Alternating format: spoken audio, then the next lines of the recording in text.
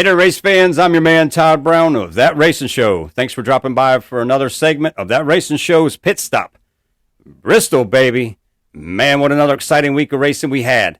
Tire failures, mechanical issues, drivers being eliminated from the playoffs, and another new winner for the year. First off, I just want to say a huge congrats to Chris Buescher, the 17 team as a whole, RFK Racing, and a huge shout out to a longtime friend of mine, Mr. Mike Herman Jr., spotter for the 17. A hell of a racer in his own right and one of the best up top the tower there, spotting for the races. Great job by all. Now, with the whole issue of mechanical issues, tire issues, it was spread across different teams, different manufacturers, but one name still rose to the top again after the race, and that was nobody but Kyle Busch. Eliminated from the playoffs, a lot of fans, a lot of talk this week about maybe TRD and Toyota implemented this to eliminate him from the playoffs. A lot of other people saying that the whole 2311 is running for the Owners' Championship, so they needed to get the cars back out there. But the one thing that stayed in my mind here with the whole thing that happened is Kyle Busch still kept a pleasant attitude with reporters after the race. As they thanked him for coming in to do an interview, he told them, "You're welcome," more than once. And there was one thing that stayed on his mind in this conversation that came to the forefront that I just want to focus on for a second. So first of all, let's listen to his interview, and then we'll talk about it for a minute. You're welcome, everybody. We appreciate it. You're welcome. You're welcome. Take us through what happened. I'm sure you're devastated. Absolutely devastated. Just unfortunate circumstances, obviously. Another engine failure this week. So, obviously we were already in a hole, but puts us in a deeper one. But just, I can't stress it enough just how much I feel for my guys and, the ones that are out there pouring their souls into this effort and this opportunity for us to go race for championships. It's not fair to them, so I just hate it for those guys and Rowdy Nation and M&Ms and Interstate Batteries. I mean, we all. You heard it. He hates it for his guys. You don't think it's fair to them of what's happening. To me, that implies a little bit that he knew his back was against the wall going into the playoffs, that Toyota and TRD, Joe Gibbs Racing, possibly did not want him to be the champion for the year.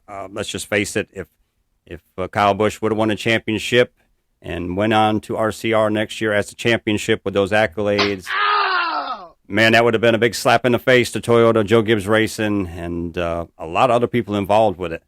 Now, the one other aspect that I do see is that Mars and M&Ms were not coming back for next year, so Joe Gibbs really didn't have an obligation to them to continue to fight for it the way I think they possibly would have if they would have continued on in 2023 as a complete team again. So there's a lot of things that I think played into this, and man, it's racing. It all could have just been bad luck and everything that was involved with it, but it's one of those things that I don't think we'll ever really know the truth, and speculation will linger for a long time. Now, with that said, Toyota has definitely had some issues here recently. 3 motors grenading in the first 3 races of the playoffs, the issues with the power steering. One thing that I do have to kind of consider is that maybe when the 19 didn't make the playoff races, that car was starting to be used a little bit as some R&D development for 2023, or possibly even for the cars still in the playoffs moving forward and as they approach the final race. Now, I do think that maybe once Kyle Busch announced he was going to RCR, that maybe the 18 team started going down that avenue of being a little bit of R&D themselves as well. And maybe that's part of why Kyle Busch was feeling bad for his guys. Because let's face it, they're at the racetrack together every week. They're family. And, there's a partnership that's dissolving there. But he still has friends there. And, again, it's one of those things that we may never know. But it's provided for some great entertainment and great stories. And just another killer aspect to this year. Now, one of the other stories and one of the other names that's been rising to the top continuously is Tyler Reddick. With him falling out of the playoffs this week, brings up a lot of opportunities for 2023 as to what happens, whether he stays with RCR or goes to 2311 in the upcoming season. I do think that one of the biggest focuses on this thing right here is whether Kurt Busch stays or whether he retires at the end of the year. If Kurt retires, I can definitely see negotiations going on between 2311 and RCR to move Tyler over to the car next year. If Kurt does decide to come back, I can definitely see RCR keeping Tyler on the team and starting that third team to develop it. Obviously, you're going to want a great driver in there to build it for the 2024 team, which I do see Austin Hill as being the driver of a third team for RCR come 2024. And that brings me to the next issue is both teams on both sides, 2311 and RCR, both want to continue to build teams and add cars. And as we know, there's only so many charters out there. So it's going to be interesting to see who gets a charter, how this all plays out, the scenarios that go on with it, and if a team does just put a driver out there without a charter behind it. So bunch of interesting things happening moving forward, and great stories coming up that I look forward to. Now, one of the things that I don't look forward to that I hope does not happen as we move forward is the continuation of the parts failures and just issues that have happened. I do not want to see the championship be decided this year by mechanical failures instead of the actual top drivers out there competing for the title. Now, one of the fortunate things that we do have going forward is the cars have already ran at Phoenix, and there was only one DNF in that race by a mechanical failure, and that was unfortunately the 5 team with Kyle Larson that weekend.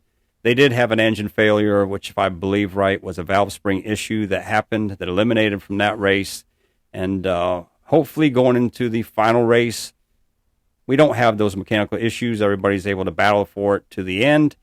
The way it's been the last several years here, you know, the first 4 cars in the race have been the 4 cars running for the championship. It's provided for some really cool racing and just last-minute excitement all the way down. The one thing about this year, though, is it is that new car. We've had a lot of new winners. There's been a lot of new names up front. The guys who are typically up there and winning all the races and running at the front have had a big shakeup with all the new winners this year with the new excitement of the new car. So kind of interested to see what's going to play out at the championship race. With that said, I still to this day do not like the fact that the whole championship comes down to one race. I don't think it's fair to any team to run an entire season to possibly be eliminated by a wreck or a parts failure that is completely out of their hands.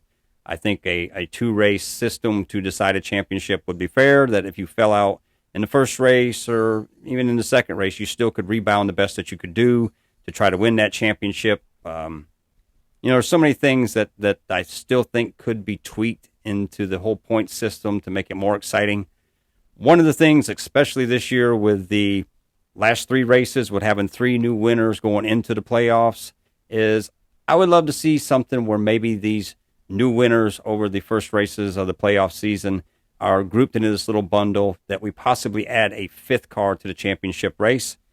Take these guys that are winning in the final 9 races, which I wish it would be 8 races again before they go to the final races, but in the final 9 races, take a guy who becomes a new winner, put him into a batch so we got another race within a race during the playoffs. So these guys could be fighting for a chance still to run for that championship. And look at it this way. Some of the guys that have been eliminated right now in the playoffs could possibly win and be put into that group to get back to an opportunity to run for the championship. Now, of course, there would have to be some kind of a deficit going into the championship race, because it wouldn't be fair to just put them on an equal playing field with the drivers that have worked hard to get to that point.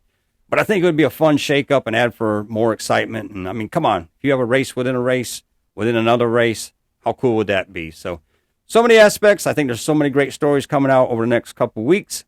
I just feel like we got a lot of other shakeups coming, a lot of new news happening. I look forward to seeing everything that does happen. The racing this year, I personally love it. I think it's been really fun. I like seeing the new winners. I like seeing that there's just not one car dominating the entire season. Right now, it's hard to have a favorite going into the championship race because it's been a year of who knows, and I think that's made it exciting. It's drawing new fans to the sport, and man, just kind of cool. So looking forward to it all, and looking forward to a great weekend this weekend. And man, as always, I appreciate you dropping by for the show.